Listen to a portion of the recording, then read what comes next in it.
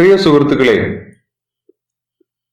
Google ഫോമില് add ons എങ്ങനെ ചേർക്കുമെന്നും ഓട്ടോമാറ്റിക്കായിട്ട് certificates generate ചെയ്യാൻ ഉപയോഗിക്കുന്ന ആഡ് ഓൺ ഏതാണെന്നും നമ്മൾ കഴിഞ്ഞ വീഡിയോയിൽ കണ്ടിരുന്നു. ഗൂഗിൾ ഫോം സെറ്റ് ചെയ്യാനും certifyem എന്നുള്ള ആഡ് ഓൺ നമ്മളുടെ ഫോമിലേക്ക് കണക്ട് ചെയ്യുന്നത് എങ്ങനെയാണെന്നും കഴിഞ്ഞ വീഡിയോയിൽ ചർച്ച ചെയ്തതാണ്.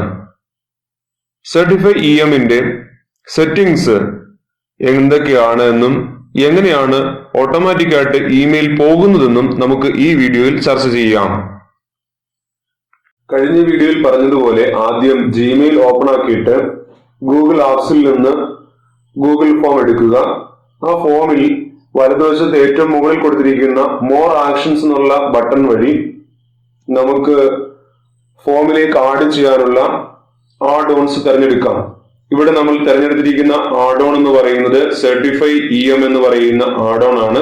അത് ഇൻസ്റ്റാൾ ചെയ്ത് കഴിയുമ്പോൾ ഗൂഗിൾ ഫോമിന് മുകളിൽ കൊടുത്തിരിക്കുന്ന ആഡ് ഓൺ എന്നുള്ള ബട്ടണിൽ നിന്ന് ഈ ആഡ് ഓണിനെ സെലക്ട് ചെയ്ത് നമ്മുടെ ഫോമിന്റെ ഭാഗമാക്കി മാറ്റാൻ സാധിക്കുന്നതാണ്. അതിനുവേണ്ടി നമ്മൾ enable certifyem in this case എന്നുള്ള ഓപ്ഷൻ സെലക്ട് ചെയ്യും. തുടർന്ന് നമുക്ക് certifyem എന്നതിന്റെ ഒരു പുതിയ വിൻഡോ ഓപ്പൺ ആയി വരും. ഇവിടെ നമ്മൾ certifyem enable ചെയ്ത് കൊടുക്കണം, അതായത് ടേൺ ഓൺ ചെയ്ത് കൊടുക്കണം. ഒരു നിശ്ചിത ശതമാനം മാർക്ക് കിട്ടുന്നവർക്ക് മാത്രമേ സർട്ടിഫിക്കറ്റ് കൊടുക്കുന്നുള്ളൂ എങ്കിൽ പാസിംഗിന്റെ പെർസെന്റേജ് കൊടുക്കുക. എല്ലാവർക്കും സർട്ടിഫിക്കറ്റ് കൊടുക്കുന്നുണ്ടെങ്കിൽ പാസിംഗ് പെർസെന്റേജ് ഏറ്റവും മിനിമം ലെവലിലേക്ക് മാറ്റി വെക്കുക. ഇനി നമ്മുടെ സർട്ടിഫിക്കറ്റ് സെറ്റ് ചെയ്യുക എന്നുള്ളതാണ് അടുത്ത ജോലി. ഇവിടെ കുറേയേറെ ടെംപ്ലേറ്റ് ഉണ്ട്. ഇവിടെ ക്ലിക്ക് ചെയ്താൽ നിങ്ങൾക്ക് കാണാം ടെംപ്ലേറ്റ്സ്, പല രീതിയിലുള്ള ടെംപ്ലേറ്റ്സ് ഉണ്ട് എന്നത്. അത് പ്രിവ്യൂ ഓൾ എന്നുള്ള ബട്ടൺ പ്രസ് ചെയ്താൽ ഒരു പുതിയ ടാബിൽ നമ്മുടെ ഡീഫോൾട്ട് ആയിട്ടുള്ള സർട്ടിഫിക്കറ്റ്സിന്റെ ഡിസ്പ്ലേ വരും. ഇതിൽ നമുക്ക് ഇഷ്ടമുള്ളത് സെലക്ട് ചെയ്യാം. ഇവിടെ ഇമെയിൽ മീ സാമ്പിൾ എന്നുള്ള ബട്ടൺ പ്രസ് ചെയ്താൽ ഉടൻ തന്നെ നമ്മുടെ മെയിൽ ഐ ഡിയിലേക്ക് ഇതിന്റെ ഒരു കോപ്പി വരും, ഇമെയിൽ ആയിട്ട് വന്നുകൊള്ളും. നമുക്കിനി സ്വന്തമായിട്ടൊരു സർട്ടിഫിക്കറ്റ് ഡിസൈൻ ചെയ്ത് വെക്കാം. ഡിസൈൻ ചെയ്ത് വെച്ചിട്ടുണ്ടെങ്കിൽ യൂസ് എ കസ്റ്റം ടെംപ്ലേറ്റ് എന്നുള്ള ബട്ടൺ പ്രസ് ചെയ്യുക. ഗൂഗിൾസിന്റെ സ്ലൈഡ്സിൽ പോയിട്ട് അതായത് പ്രസന്റേഷൻ തയ്യാറാക്കിയതിനു ശേഷം നമുക്ക് ഇവിടെ നിന്ന് ടെംപ്ലേറ്റിനെ സെലക്ട് ചെയ്യാം. നമ്മൾ തയ്യാറാക്കിയ ടെംപ്ലേറ്റിനെ സെലക്ട് ചെയ്യാം. സെലക്ട് എ ന്യൂ ഫയൽ എന്നുള്ള ബട്ടൺ പ്രസ് ചെയ്യുക. നമ്മുടെ ഡ്രൈവിനകത്തായിരിക്കും ഗൂഗിൾ സ്ലൈഡ്സ് ഉപയോഗിച്ചുകൊണ്ട് തയ്യാറാക്കിയിരിക്കുന്ന പ്രസന്റേഷൻ ഉണ്ടാവുക. ഇവിടെ ഞാൻ സർട്ടിഫിക്കറ്റ് ഓഫ് പാർട്ടിസിപ്പേഷൻ ഒരെണ്ണം ഗൂഗിൾ സ്ലൈഡിനകത്ത് തയ്യാറാക്കി വെച്ചിട്ടുണ്ടായിരുന്നു.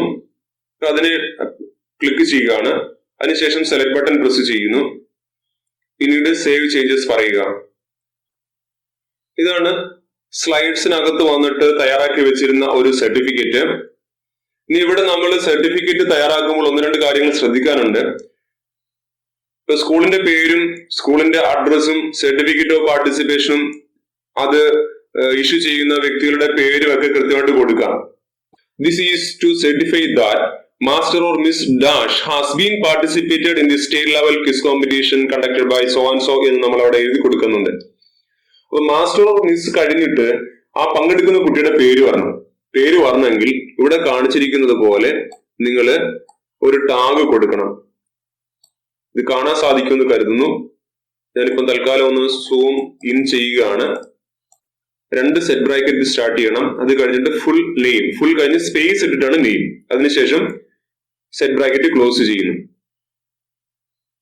ഓക്കെ, അപ്പോൾ നമ്മുടെ ഫോമിൽ കുട്ടികളുടെ പേര് എൻട്രി ചെയ്യാൻ വേണ്ടി മേടിച്ച കോളത്തിലുള്ള വാല്യൂസ് ആണ് ഈ ഫുൾ നെയിം എന്നുള്ള കോളം വഴി ഇവിടെ എത്തുന്നത്. അതിനുശേഷം കുട്ടിയുടെ സ്കൂളിന്റെ പേരൊക്കെ വരണമെങ്കിൽ അതർ ഐഡന്റിഫയർ എന്നാണ് പേര് കൊടുക്കുക. അതർ ഐഡന്റിഫയർ ഇതേപോലെ തന്നെ കൊടുക്കണം. മറ്റൊരു കാര്യം ഇവിടെ ഞാൻ ചേർത്തിട്ടുണ്ട്, ഡേറ്റ്. അവർ ഓൺലൈനിൽ ഡേറ്റ എൻട്രി ചെയ്യുന്ന ക്വിസ് കോമ്പറ്റീഷൻ പങ്കെടുക്കുന്ന ആ ഡേറ്റ് അത് വരാൻ വേണ്ടിയാണ് ഇവിടെ പറഞ്ഞിരിക്കുന്നത്. സെറ്റ് ബ്രാക്കറ്റ് 2 ഓപ്പൺ ചെയ്തു, ഡേറ്റ് എന്ന് എഴുതി, സെറ്റ് ബ്രാക്കറ്റ് 2 ക്ലോസ് ചെയ്തു. ഈ രീതിയിൽ നമുക്കൊരു സർട്ടിഫിക്കറ്റ് സെറ്റ് ചെയ്യാം. 2 കാര്യങ്ങൾ മാത്രമാണ് ഫോമിൽ നിന്ന് ഇവിടെ എടുത്തുള്ളൂ. ബാക്കി നമ്മളിവിടെ സ്ലൈഡിൽ സെറ്റ് ചെയ്തിരിക്കുന്നതാണ്. സ്കൂളിന്റെ പേര്, അഡ്രസ്, സർട്ടിഫിക്കറ്റ് ഓഫ് പാർട്ടിസിപ്പേഷൻ, പിന്നെ നമ്മൾ പറയുന്ന ഒരു സ്റ്റേറ്റ്മെന്റ്, അതിനുശേഷം സൈൻ ചെയ്യുന്ന വ്യക്തികളുടെ പേര് എല്ലാം നമ്മൾ നേരത്തെ സ്ലൈഡിൽ സെറ്റ് ചെയ്താണ്. കുട്ടി എൻട്രി ചെയ്യുന്ന വാല്യൂ വരാൻ വേണ്ടിയാണ് ഈ ടാഗ് ഇവിടെ കൊടുത്തിരിക്കുന്നത്, ഫുൾ നെയിം.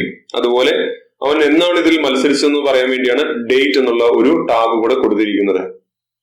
ഓക്കെ, ഇനിയിപ്പോ ഇവിടെ നോക്കുക, ഈ സർട്ടിഫൈ EM വഴി നമുക്ക് ഒരു ദിവസം 1499 ഇമെയിൽസ് അയക്കാൻ സാധിക്കും. അത് ജിമെയിലിന്റെ കോട്ടയാണ്. ഒരു ദിവസം നമുക്ക് അയക്കാൻ പറ്റുന്ന ഇമെയിലിന്റെ കോട്ടയാണ്. 24 മണിക്കൂർ കഴിയുമ്പോൾ അത് ഓട്ടോമാറ്റിക്കായിട്ട് റീസെറ്റ് ആകും. അത് സർട്ടിഫൈ EM എന്ന് പറയുന്ന ആഡ് ഓൺ ചെയ്യുന്നതല്ല, നമുക്ക് ഒരു ദിവസം അയക്കാൻ പറ്റുന്ന ഇമെയിലിന്റെ കോട്ടയാണത്. ഇത്രയും കാര്യങ്ങളെ ഇവിടെ ചെയ്യാനുള്ളൂ. ചെയ്തതിനു ശേഷം നമുക്ക് സെൻഡ് ചെയ്യാം. ഇനി അത്യാവശ്യം മിനിക്കോണികളൊക്കെ നടത്തണമെങ്കിൽ മിനിക്കോണികളൊക്കെ നടത്താം. ഇവിടെ കസ്റ്റമൈസ് തീം എന്നുള്ള ഒരു ഓപ്ഷൻ ഉണ്ട്. അവിടെ പോയിട്ട് നമുക്ക് അതിന്റെ തീം മൊത്തത്തിലൊന്ന് ചേഞ്ച് ചെയ്യാം. കളർ മാറ്റണമെങ്കിൽ കളർ മാറ്റാം, ബാക്ക്ഗ്രൗണ്ട് കളർ ചേഞ്ച് ചെയ്യണമെങ്കിൽ. അതുപോലെ മുകളിൽ ഒരു ഇമേജ് കൊണ്ടുവരണമെങ്കിൽ നേരത്തെ തന്നെ ഒരു ഇമേജ് കൃത്യമായിട്ട് സെറ്റ് ചെയ്ത് വെച്ചിട്ടുണ്ടെങ്കിൽ അത്തരം ഒരു ഇമേജ് ഇവിടെ യൂസ് ചെയ്യാം. നമ്മുടെ ക്വിസ് കോമ്പറ്റീഷന്റെ പേരും കാര്യങ്ങളൊക്കെ ചേർത്തുകൊണ്ട് ഒരു ഇമേജ് തയ്യാറാക്കിയിട്ടുണ്ടെങ്കിൽ ആ ഹെഡർ ഇവിടെ വന്നുകൊള്ളും. ഇനി മറ്റൊരു കാര്യം എന്ന് പറയുന്നത് റെസ്പോൺസസ് എന്ന് പറയുന്ന ഒരു ലേബൽ ഇവിടെ ഉണ്ട്. റെസ്പോൺസസ് എന്ന് പറയുന്ന ലേബൽ വന്നാൽ ആരൊക്കെ ഈ ക്വിസ് കോമ്പറ്റീഷനിൽ പങ്കെടുക്കുന്നുണ്ടോ അവരുടെ റെസ്പോൺസസ് അറിയാൻ സാധിക്കും. നമുക്കൊരു എക്സൽ ഫയൽ കിട്ടണമെങ്കിൽ ഈ ക്രിയേറ്റ് സ്പ്രെഡ്ഷീറ്റ് എന്നുള്ള ബട്ടണെ പ്രസ് ചെയ്യുക. അതിനുശേഷം ഇവിടെ ആ ഫയലിന്റെ പേര് കൊടുക്കുക, independence Day quiz, independence day ID quiz response, create പറയുക. ഇനിയും ഒരു സ്പ്രെഡ്ഷീറ്റ് ഫയൽ ഓപ്പൺ ആയി വരുന്നത് നിങ്ങൾക്ക് കാണാൻ സാധിക്കും. പങ്കെടുക്കുന്ന ഓരോ കുട്ടിയുടെയും ഇമെയിൽ അഡ്രസ്, സ്കോർ, അവരുടെ പേര്, ചോദ്യാവലികൾ, ഇതൊക്കെ ആ സ്പ്രെഡ്ഷീറ്റിൽ വന്നുകൊള്ളും, ഓട്ടോമാറ്റിക്കായിട്ട് വന്നുകൊള്ളും. ഇനി നമുക്കിതിനെ സെൻഡ് ചെയ്യാം. പ്രിവ്യൂ കാണണമെങ്കിൽ പ്രിവ്യൂ എന്നുള്ള ബട്ടൺ പ്രസ് ചെയ്യുക. പ്രിവ്യൂ ബട്ടൺ പ്രസ് ചെയ്താൽ ഈ ക്വിസിന്റെ പേജ് എങ്ങനെയാണ് കുട്ടികളുടെ മുന്നിലേക്ക് വരുന്നതെന്ന് നമുക്ക് കാണാൻ സാധിക്കും. അവർ ഇൻഡിപെൻഡൻസ് ഡേ ആഘോഷിക്കുകയാണ്, അതുകൊണ്ടാണ് അത്തരം ഒരു ഇമേജ് അവിടെ കൊടുത്തത്.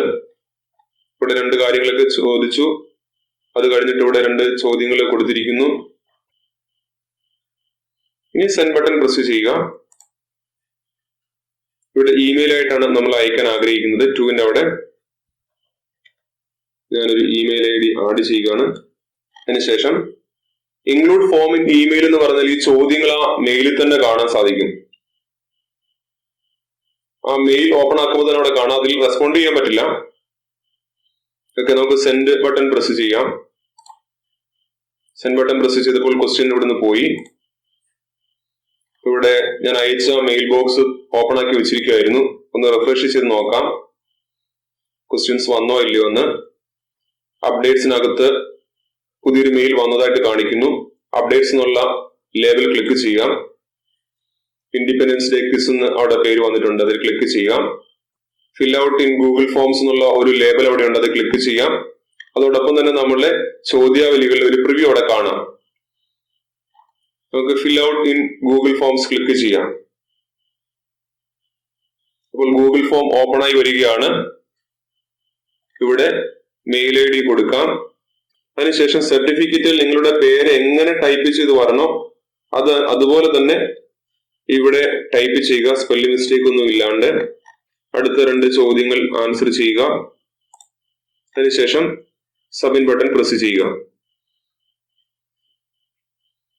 ഉത്തരം പോയി കഴിഞ്ഞു.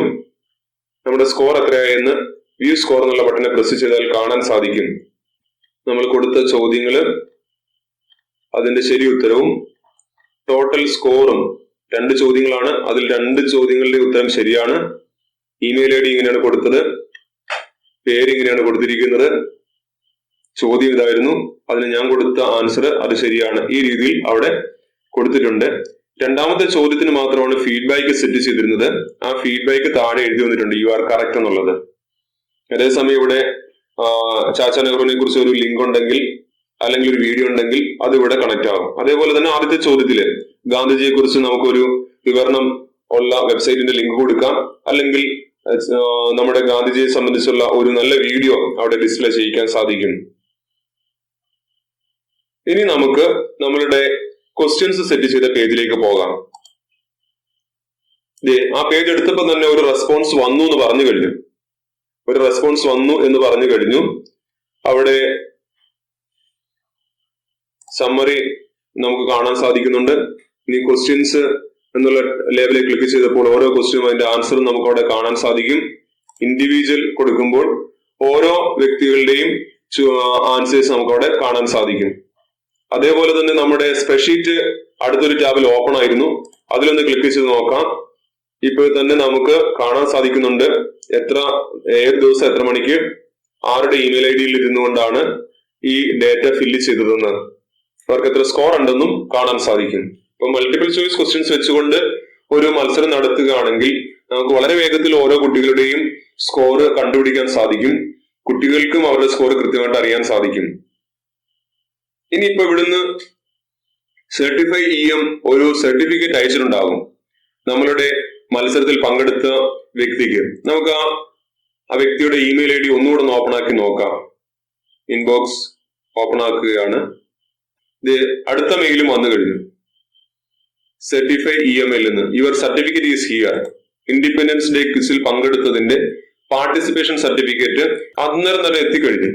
നമുക്ക് ഓപ്പൺ ആക്കി നോക്കാം. ഓക്കെ, നമ്മുടെ ഇമെയിൽ ഇവിടെ കിട്ടിയിട്ടുണ്ട്. സർട്ടിഫിക്കറ്റ് അറ്റാച്ച് ചെയ്തിരിക്കുന്ന ഇമെയിൽ ആണ് നിങ്ങൾ ഇവിടെ കാണുന്നത്. നമുക്ക് സർട്ടിഫിക്കറ്റ് കാണാം. ആ സർട്ടിഫിക്കറ്റിന്റെ ഒരു ഐഡി ഒക്കെ ഉണ്ട്. നമുക്ക് അതിലൊന്ന് ക്ലിക്ക് ചെയ്ത് നോക്കാം. ഓക്കെ, ഇപ്പോൾ നമ്മളുടെ സർട്ടിഫിക്കറ്റ് ഇവിടെ റെഡിയായി കിട്ടിക്കഴിഞ്ഞു. രാജർഷി മെമ്മോറിയൽ ഹയർ സെക്കൻഡറി സ്കൂളിൽ നിന്ന് വന്നിരിക്കുന്നതാണ്. ഓക്കെ, അത് നാഷണൽ സർവീസ് സ്കീമിന്റെ പേരിലോ അല്ലെങ്കിൽ ഗൈഡ്സ് അല്ലെങ്കിൽ സ്കൗട്ട് ക്ലബിന്റെ പേരിലോ അല്ലെങ്കിൽ സ്കൂളിലെ സീഡ് ക്ലബ്ബ്, മറ്റ് ക്ലബ്ബുകൾ, ഇതിന്റെ ഏതിന്റെയെങ്കിലും ലേബലിൽ നമുക്ക് ഇത്തരം മത്സരങ്ങൾ സംഘടിപ്പിക്കാൻ സാധിക്കും. പങ്കെടുക്കുന്ന കുട്ടികൾക്ക് എല്ലാവർക്കും നമുക്ക് അന്നേരം തന്നെ വളരെ കളർഫുൾ ആയിട്ട് സർട്ടിഫിക്കറ്റ് കൊടുക്കാം. ഗൂഗിളിനകത്ത് ഡോക്സിനകത്ത് അല്ലെ സ്ലൈഡ്സിനകത്ത് നമുക്ക് വളരെ വേഗത്തിൽ സർട്ടിഫിക്കറ്റ്സ് ഡിസൈൻ ചെയ്യാം. നമ്മളുടെ സ്കൂളിന്റെ ലോഗോ ചേർക്കാം, സ്കൂളിന്റെ ഇമേജ് അതിനകത്ത് ചേർക്കാം, നമ്മളുടെ സിഗ്നേച്ചർ അതിനകത്ത് ഉൾക്കൊള്ളിക്കാം. അങ്ങനെ അടിപൊളിയായിട്ട് നമുക്ക് സർട്ടിഫിക്കറ്റ്സ് അവർക്ക് ഇഷ്യൂ ചെയ്യാം. പിന്നീട് വിജയിച്ച കുട്ടികൾക്ക് ആദ്യ 3-4 സ്ഥാനങ്ങളിൽ എത്തുന്നവർക്ക് ഇതേപോലെ തന്നെ സർട്ടിഫിക്കറ്റ് കൊടുക്കാം. നമുക്ക് അതിനുവേണ്ടി മറ്റൊരു ഫോം വെക്കണമെന്ന് മാത്രമേ ഉള്ളൂ. ആ ഫോമില് ഫസ്റ്റും സെക്കൻഡും തേർഡും കിട്ടിയ ആൾക്കാരുടെ പേര് എൻട്രി ചെയ്യുമ്പോൾ ഓട്ടോമാറ്റിക്കായിട്ട് അവർക്ക് ഇമെയിൽ പോയിക്കൊള്ളും. നമ്മൾ അവരുടെ പേര് എഴുതിയ സർട്ടിഫിക്കറ്റ് ഒന്നും തയ്യാറാക്കേണ്ട ആവശ്യമില്ല. അപ്പൊ ഇത് നമുക്ക് വളരെ മികച്ച ഒരു മേഖലയാണ് തരുന്നത്. നമ്മുടെ സ്കൂളിൽ നടക്കുന്ന മത്സരങ്ങൾക്ക് വളരെ വേഗത്തിൽ സർട്ടിഫിക്കറ്റ്സ് തയ്യാറാക്കാൻ വേണ്ടി ഒരു നല്ല ഒരു അവസരം കൂടെ തുറന്നു വരികയാണ്. ഇത് ഹാർഡ് കോപ്പി വേണമെങ്കിൽ നമുക്ക് laser print, multi colour laser print എടുത്തു കൊടുത്താൽ മതിയാകും. ആ ഒരു രീതിയിൽ സർട്ടിഫിക്കറ്റ്സ് നമുക്ക് ഇനി മത്സരങ്ങളിൽ നടത്തുമ്പോൾ കൊടുക്കാൻ സാധിക്കും.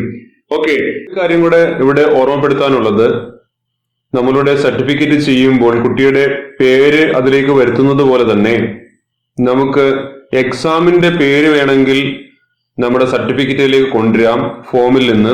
അതിന് ടൈറ്റിൽ എന്നുള്ള ടാഗാണ് യൂസ് ചെയ്യുക. നിങ്ങൾക്ക് സ്ക്രീനിൽ ഇപ്പോൾ കാണാൻ സാധിക്കും.